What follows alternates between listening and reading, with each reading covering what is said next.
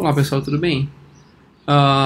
Então na última aula a gente tinha visto, né, a ideia do perceptron e basicamente a gente viu como é que funciona. A ideia do perceptron então é modelar o funcionamento de um neurônio e, em suma, o que a gente tinha visto nós tínhamos um neurônio. Aqui nós tínhamos a camada de entrada, tá certo? Que era basicamente as minhas características. Nós temos uma entrada n mais 1, né? Porque eu tenho esse bias aqui. Tínhamos a nossa função de ativação G. Geralmente o G, né, é uma função sigmoide, tá? E tínhamos depois a nossa saída. Nós temos associado a cada neurônio um peso, né? Então, na verdade, esse x é um W transposto x, né? Que é basicamente a equação do hiperplano. E então, a ideia principal, né, do perceptron dado um conjunto de amostras, não tem problema linearmente separável. Então a ideia do treinamento é aprender W. O que é aprender W? Aprender a reta, né? E a ideia é que ao final do processo eu tenho essa reta que separa esses dois conjuntos de dados de classes distintas, né? Com zero erro. Existe, como eu havia falado para vocês, existe um teorema que diz que se as amostras forem linearmente separáveis, o perceptron encontra esse hiperplano. O teorema é muito importante. Então, na prática, pessoal, assim, o x é fixo, que é o meu dado, tá certo? Então, o que eu consigo aprender? O que muda? São os pesos. Então, esses pesos, na verdade, o que eles simulam? Eles simulam, vamos dizer, a força, a magnitude do pulso elétrico, né, que está chegando dentro desse neurônio. Então, a gente consegue modular alterar os valores dessas magnitudes de tal forma a simular um processo de aprendizado, tá certo? Bom, então, e hoje o que a gente vai ver, né? A gente vai ver uma generalização do perceptron, que seriam as redes MLP, né? Que são as redes multilayer perceptron. O que é isso? São as famosas redes neurais, né? Não estamos falando ainda de deep learning. Esses aqui são os principais modelos de redes neurais. Vou dar só um exemplo para vocês, tá? Então, vamos supor aqui uma rede. Eu vou criar uma rede, pessoal, com 3 camadas, tá? Então, a gente fala o seguinte. Então, eu tenho, novamente, né, o bias, característica 1, a característica 2, até a característica n, tá? Depois eu vou criar aqui, então, eu vou usar essa nomenclatura, pessoal, só para a gente padronizar aqui. Então, olha só. Então, o que significa A0? Né? Seria o neurônio 0 da camada 2. Então, essa aqui é a camada 1 e essa aqui é a camada 2, tá? Eu tenho, então, que seria o bias da camada 2. Eu tenho o neurônio 1, tenho o neurônio 1 da camada 2 e tenho o neurônio 2 da camada 2. Tá certo? Depois eu vou ter aqui, então, mais um neurônio, que seria o neurônio 1 da camada 3. Já vou explicar isso para vocês. Na primeira camada, pessoal, em vez de usar, por exemplo, x2, eu poderia usar também, né, o neurônio 2, né, da camada 1. Eu posso também utilizar essa nomenclatura, tanto faz. Tá? Aqui é só mais ou menos para a questão de padronizar, e a gente estava utilizando o x, mas eu poderia também adotar essa nomenclatura. Bom, então como é que funciona uma rede neural MLP? Então nós temos aqui a entrada, essa aqui é a camada de entrada, temos uma camada escondida e temos a camada de saída. Nesse nosso exemplo aqui, essa minha rede neural, então ela tem o quê? N mais 1 neurônios na camada de entrada, tá certo? Eu tenho 3 neurônios na camada escondida e 1 neurônio na camada de saída. Então esse a gente chama, uma maneira de representar, né, de falar, diz o seguinte: eu tenho essa arquitetura aqui, ó. Então o que ela está dizendo para mim, essa nomenclatura? N mais 1 de entrada, 3 neurônios na camada de entrada e 1 neurônio na camada de saída. Se eu tivesse, por exemplo, uma rede neural, eu quero 4 neurônios na camada de entrada, eu quero 5 neurônios na camada escondida e eu quero, por exemplo, 2 neurônios na camada de saída. Então é assim que a gente representa, tá? Legal. Nós temos aqui também o que configura também, pessoal, uma rede neural do tipo MLP, tá? Cada neurônio da camada anterior, então eu estou nessa camada aqui, tá? Cada neurônio da camada anterior, ele está ligado a todos os outros neurônios da camada posterior. Eu só não estou fazendo essa ligação com o bias, tá? Porque geralmente, depende muito do autor, mas a gente acaba não fazendo essa conexão. Tudo bem? Eu também não estou ligando ninguém ao bias. Vai ficar um pouco bagunçado aqui, mas só para vocês terem ideia. O mesmo acontece, né, para a próxima camada. Então, uma característica, pessoal, que é muito importante de uma rede neural MLP, tá, é que, olha só, não existem conexões entre neurônios de mesma camada. Então, por exemplo, não existe conexão assim. Essa é a primeira coisa.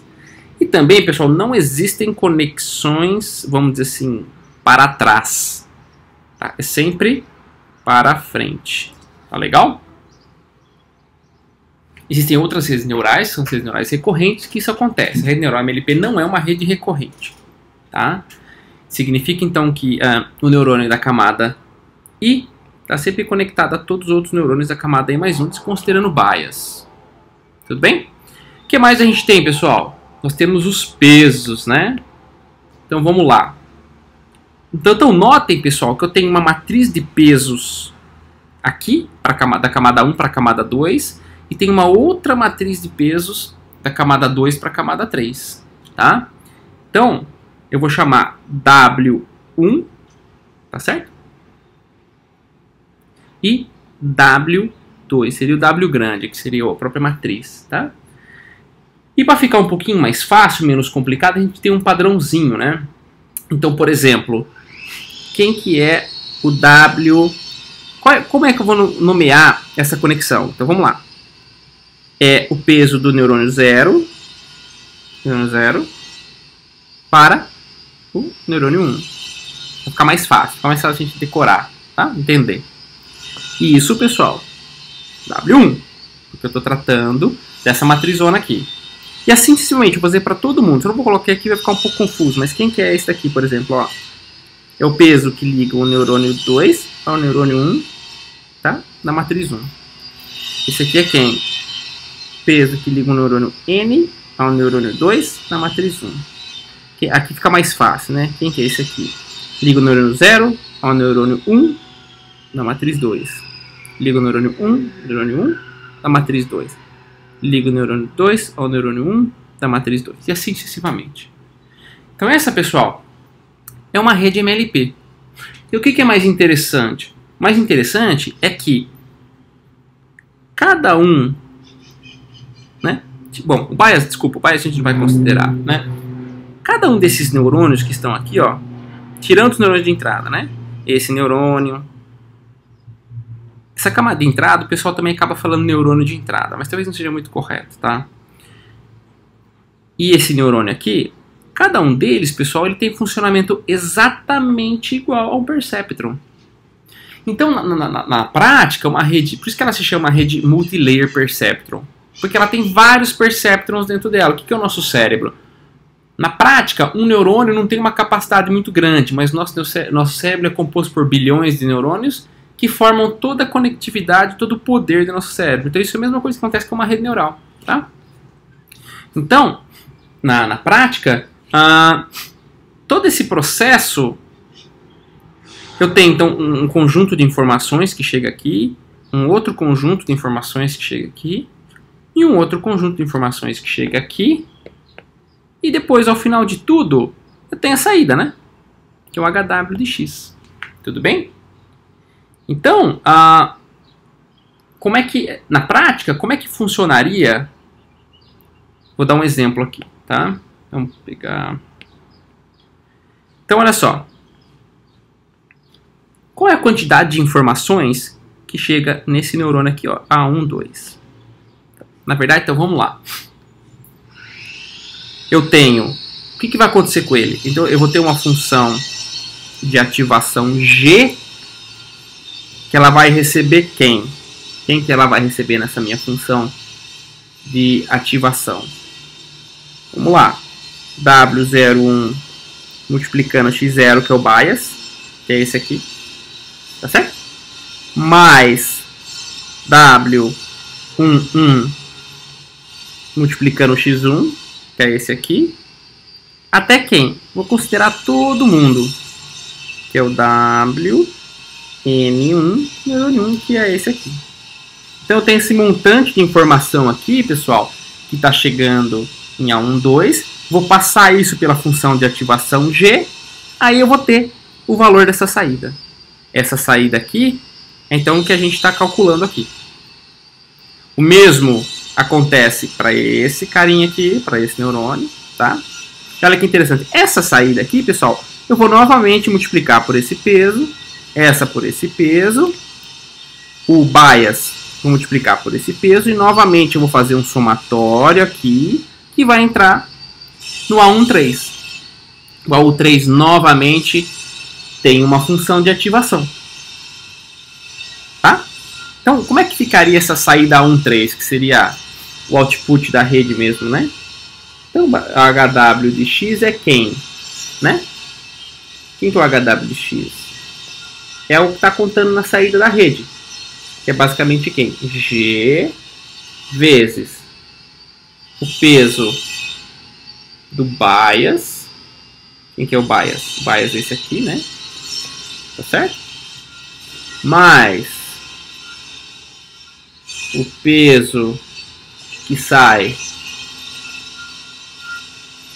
do segundo neurônio, tá certo? Mais o peso que sai do terceiro neurônio, que é basicamente isso aqui, ó. É isso que eu tô fazendo. Então o HW de x, pessoal, ele vai considerar esse aqui, né? Seria o que a rede está encontrando, tá? Só que, então, esse aqui é o bias da camada escondida, tá?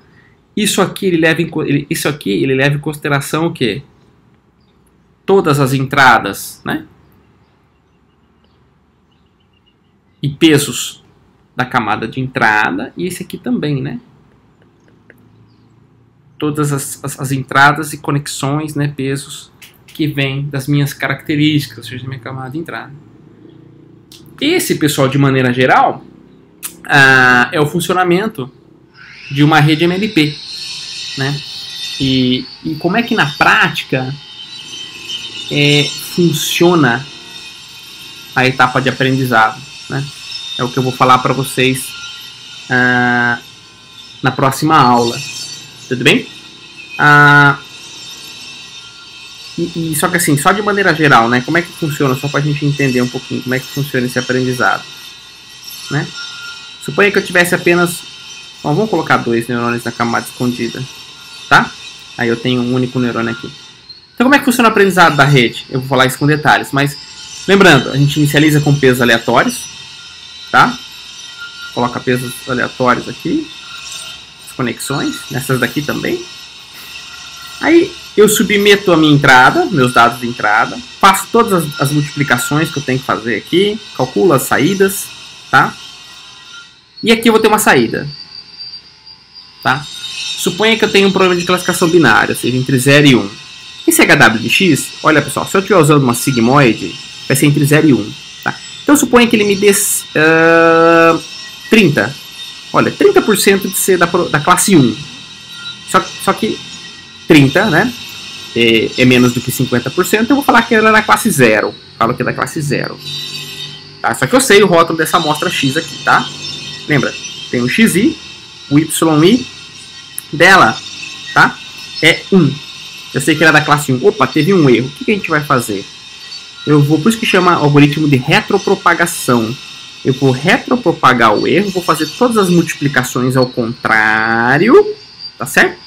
Vou alterar o peso os valores dos pesos e vou repetir o processo.